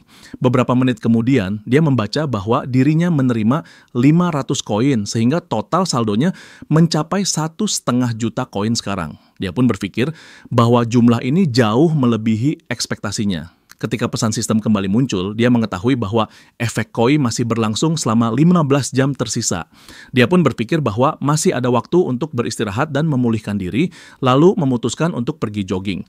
Di pinggiran kota, Lin Ye sedang berlari jogging selagi orang-orang di sekitarnya sibuk dengan urusannya masing-masing. Tiba-tiba, sebuah mobil sport berhenti beberapa meter darinya. Dia pun berhenti karena penasaran. Di dalam mobil, Lin Ye melihat Huang Xiaofeng yang mengajaknya ke suatu tempat. Tetapi Lin Ye langsung berpikir mengenai Huang yang rasanya belum diberitahu oleh Zhao untuk tidak mencari masalah dengan dirinya. Namun, Huang berkata agar Lin Ye tidak menyebut-nyebut nama Zhao itu, karena orang itu adalah seorang pengkhianat baginya. Pria asing yang duduk di dalam mobil itu tertawa dan menyuruh Lin Ye mendengarkan Huang atau akan dipukul jika tidak. Kalau Lin Ye tidak patuh, mereka akan mengincar keluarganya. Dalam hatinya, Lin Ye berpikir bahwa mereka pasti sudah menemukan alamat rumahnya. Lin Ye mulai berjalan mendekati mobil hitam itu dan memperhatikan Huang yang bersikap seolah-olah jantan, yang diperingatkan oleh MC agar tidak menangis atau meminta pertolongan jika nanti kalah. Huang mulai merasa marah lalu berteriak kepada temannya agar tidak membantu nanti sebab dirinya akan bertarung 1 lawan 1 dengan Lin Ye dan menambahkan bahwa dirinya memiliki equipment luar biasa yang bahkan tidak pernah Lin Ye bayangkan. Lin Ye mengerutkan keningnya sambil mengamati kedua orang itu dan berpikir kalau Huang menemukan lebih dari satu pembantu. Saat itu juga, Huang dengan berbisik kepada temannya bahwa mereka berdua akan menjalankan rencana yang langsung disetujui oleh rekannya. Merasa bosan, Lin Ye masuk ke dalam mobil dan menyuruh keduanya agar cepat jalan, dan menambahkan kalau dirinya tidak peduli seberapa banyak orang yang mereka bawa. Mendengar hal itu, Huang begitu marah dan mengancam bahwa Lin Ye akan menyesal dan akan dibuat merangkak di tanah seperti anjing. Lin Ye menatap tajam Huang menyipitkan mata dan mulai berpikir untuk membuat hidup berandal itu lebih menyedihkan dari kematian. Di daerah pegunungan, Huang membawa Lin Ye menggunakan mobilnya dengan sangat cepat menuju tempat yang belum diketahui. Tak lama kemudian, mobil itu berhenti di dekat hutan, yang terdapat banyak sekali berandalan bersenjata di sana, yang langsung memanggil-manggil Huang sebagai bos. Lin Ye pun keluar dari mobil sambil berkata kepada Huang bahwa begitu banyak orang yang dimilikinya, lalu bertanya, apakah ini akan jadi duel 1 lawan 1 atau pertarungan keroyokan? Huang menjawab pelan bahwa ini akan menjadi 1 lawan 1. Sambil memunculkan pedang anginnya, dia menoleh kepada Linye dengan senyum mengejek sambil berkata bahwa seluruh orangnya akan melawannya satu persatu. Namun Linye tertawa pelan dan menjawab dengan santai bahwa dirinya tidak peduli. Sementara Huang kembali tersenyum dan mengatakan bahwa Linye akan habis. Dia langsung mengarahkan tangannya ke Linye dan memerintahkan agar pasukannya menyerang, yang tanpa ragu segera menyerbu. Untuk menghadapi mereka, Linye mengeluarkan senjatanya perlahan, lalu maju dengan tenang menanti serangan puluhan musuh yang mengepungnya dari berbagai arah. Saat serangan pertama datang, Linye mampu menghindarinya dengan mudah, yang membuat musuhnya terkejut. Dengan refleks dan kecepatan yang tinggi, Linye berhasil menghindar dari setiap serangan tanpa terkena satu goresan pun. Dari kejauhan, seorang pria berambut pirang menggunakan skill assault slash-nya ke arah Linye. Ketika serangan itu hampir mengenainya, sang MC mulai memikirkan kekuatan para lawannya yang banyak. Dan tersadar bahwa kekuatan biasa tak akan cukup untuk menghadapi mereka, maka sudah saatnya menggunakan skill Reversing of Heaven and Earth. Si pria pirang tertawa terbahak-bahak menganggap bahwa Linye hanyalah bocah yang sok kuat. Namun hanya dalam hitungan detik ekspresi wajahnya berubah drastis. Lalu tiba-tiba saja memuntahkan darah. Pria berambut pirang itu menyeka darah di mulutnya, sementara dalam benaknya muncul pertanyaan tentang trik macam apa yang sedang digunakan Linye saat ini. Dia mulai menyadari bahwa mereka tidak sedang diserang secara fisik, dan kekuatan Linye mampu menembus pertahanan level emas dengan mudah. Hal itu membuatnya semakin terpojok karena dia tak mampu memahami apapun dari serangan tak kasat mata yang membuat timnya jatuh satu persatu. Suara mereka gemetar dengan salah satu dari mereka berteriak bahwa Linye hanyalah seorang priest biasa. Dia menambahkan bahwa jumlah mereka jauh lebih banyak serta mereka semua mengenakan equipment bertingkat emas. Bersama-sama mereka memutuskan untuk menyerang secara bersamaan. Seruan itu menggerakkan sisa-sisa kepercayaan diri mereka yang tersisa. Mereka pun mulai mengepung Linye dari segala arah sambil mengaktifkan kemampuan spesial masing-masing. Namun sebelum sempat menyerang, semua mata dan mulut mereka terbuka lebar, yang disertai rasa ngeri yang memuncak dalam sekejap. Mereka menyaksikan cahaya merah dari langit yang seakan datang dari gugusan bintang yang runtuh. Dari sana, turun kekuatan murni yang menyeret mereka ke dalam neraka yang tak terlihat, sebab skill Fallen Heaven and Earth Hell telah diaktifkan. Linye berdiri di pusat kehancuran itu, dengan sorot matanya tajam. Pria berambut pirang gemetar hebat dengan nafasnya memburu, lalu berteriak bahwa ini tidak mungkin terjadi. Dia menggertakkan giginya, tetapi tak lama kemudian mengakui dengan suara pelan bahwa mereka telah kalah. Ucapan itu seperti sinyal akhir dari pertempuran yang belum sempat dimulai. Linye menoleh perlahan, lalu mendengar suara lain di kejauhan. Suara itu berkata bahwa lebih baik mengandalkan uang daripada orang lain. Dari balik bayangan, Huang muncul sambil tersenyum tipis. Dia menunjukkan equipment bertingkat diamond-nya yang berkilauan terang, lalu berkata bahwa dirinya membelinya dari lelang kekayaan cepat dengan harga ratusan juta. Tak lama kemudian, sistem pun mengumumkan sebuah pesan yang menyatakan bahwa equipment tingkat diamond tersebut tidak memiliki batas level dan mampu meningkatkan semua atribut sebesar 100 poin.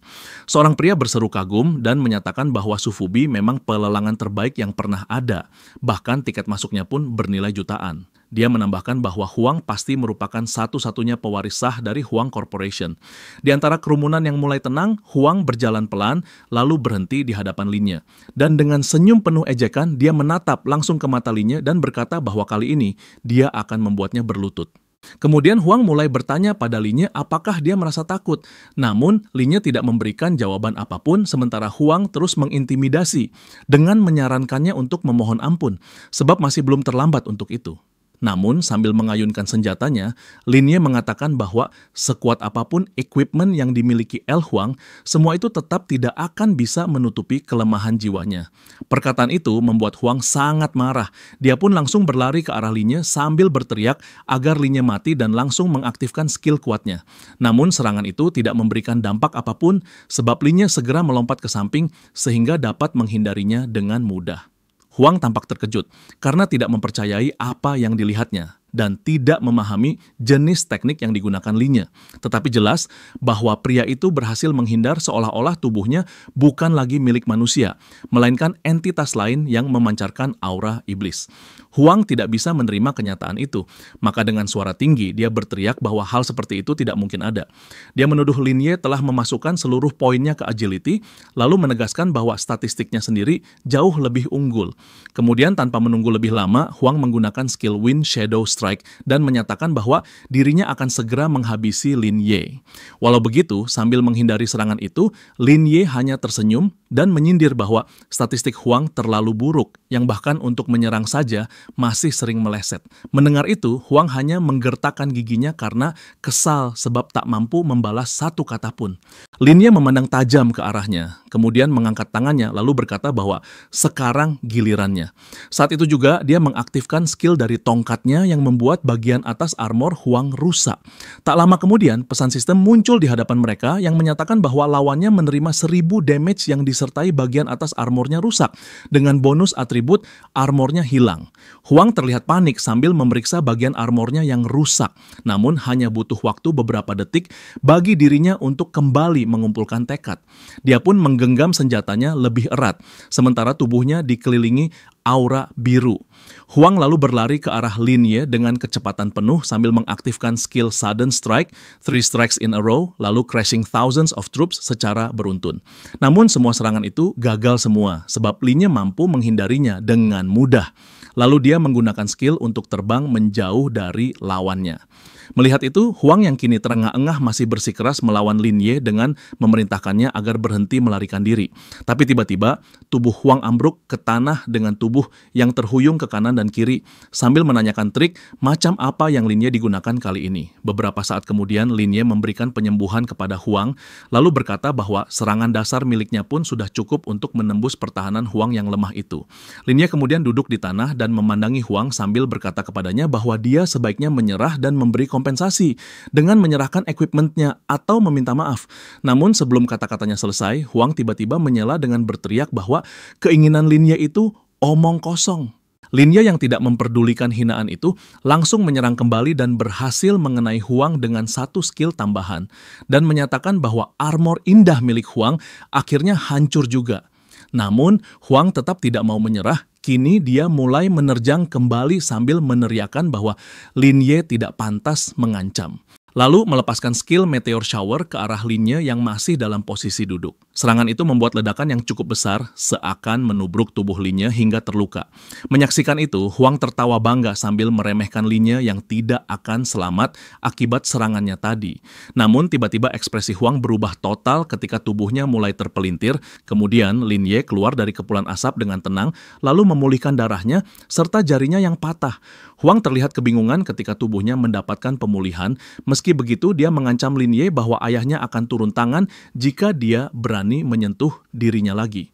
Merasa diancam, Lin-Ye berkata kalau dirinya begitu membenci orang yang berani memberikannya ancaman. Dengan marah, Lin-Ye mengaktifkan teknik reverse healing yang membuat Huang menjerit ketakutan. Lin-Ye berkata kalau ini baru permulaan. Teknik milik Lin-Ye itu memancarkan cahaya merah yang meledak-ledak sehingga rekan Huang tercengang saat menyaksikan itu. Akibat teknik itu pula tubuh Huang tampak terluka tak sadarkan diri, tetapi Lin-Ye mengangkatnya dengan kemampuan pada tangannya yang beraura hijau. Lalu mengepalkannya dengan yang membuat tubuh Huang terlihat seperti diremukkan, sementara rekannya ketakutan melihat itu seakan sedang melihat penyiksaan. Selagi teman satunya lagi memperingatkan agar jangan lagi memprovokasi Lin-Ye. Lin-Ye kembali mengaktifkan skill Meteor Shower dengan mengetukkan tongkatnya ke tanah yang memunculkan kilatan merah. Salah satu dari rekan Huang yang tak sanggup menyaksikan lebih lama mulai merasa panik dengan bertanya apakah Huang masih hidup setelah serangan brutal seperti itu. Di sisi lain, tanpa mereka sadari, terdapat sebuah kamera tersembunyi yang terletak di balik semak-semak yang merekam seluruh kejadian di sana secara langsung. Melalui siaran langsung dari kamera itu, para penonton bisa melihat semuanya secara langsung dan mereka aktif membahas apa yang terjadi di siaran tersebut sejak saat teman Huang terluka hingga kalahnya Huang oleh Lin-Ye. Jumlah penonton terus bertambah yang sebagian besar dari mereka mendukung Lin-Ye yang bahkan ada yang ingin menjadi muridnya. Seseorang di kolom komentar berkomentar bahwa si sang priest mirip dengan teman sekelasnya yang pernah terlibat konflik dengan Huang. Para penonton sangat aktif di ruang obrolan, saling berbagi informasi tentang Lin Ye. Mereka membahas bahwa pemuda itu sebelumnya pernah menjual peralatan level SSS di forum.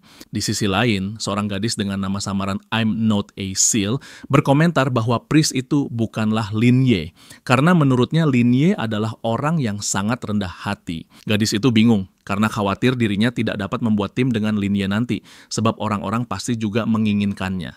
Saking ramai penggemarnya, orang-orang sampai membuat sebuah grup diskusi khusus bagi penggemar Lin Ye. Mereka membicarakan sifat Huang yang buruk, tentang dia yang hanya bisa mempermainkan wanita dan menyalahgunakan statusnya sebagai warisan perusahaan ayahnya. Akibat dari rasa bencinya kepada Huang, bahkan server perusahaan Huang sampai diretas oleh orang misterius, serta nilai saham yang dimilikinya anjlok. Di rumahnya, Mumu berbicara kepada orang tuanya tentang tindakan Huang yang sudah kelewat batas, sehingga meminta kepada keduanya agar mereka memberi pelajaran pada anak itu. Namun, kedua orang tuanya menolak. Ibu Mumu berkata bahwa Huang akan mendapat balasan yang pantas, dan jika seseorang menggunakan kekuatan yang bukan miliknya, maka dia tak akan pernah menjadi profesional sejati. Mumu sangat terkejut mendengar kata-kata ibunya dan berkata bahwa jika mereka tidak bertindak, maka reputasi Lin Ye akan tercoreng. Namun orang tuanya menjawab bahwa pemuda itu bisa mengurus dirinya sendiri. Di tempat lain, seorang pria berambut putih merasa tertarik kepada kemampuan Lin Ye yang bahkan belum pernah mengikuti tes profesional. Dia menekan tombol pada remote-nya untuk menjeda video kemampuan Lin Ye, lalu berkata bahwa bakat Lin Ye pasti di atas level legendaris. Tetapi dengan keputusannya memilih kelas priest itu adalah hal kurang menguntungkan yang sia-sia, lalu menyebut bahwa bakat sehebat itu seharusnya bisa langsung masuk ke liga profesional tanpa perlu dipertanyakan. Dia pun melihat sekeliling dan bertanya kepada yang lain tentang kesetujuannya mengenai Lin Ye yang dibawa masuk lebih awal. Salah satu wanita menjawab bahwa dirinya setuju dengan usulan itu, sementara yang lain menambahkan bahwa Lin Ye harus segera direkrut.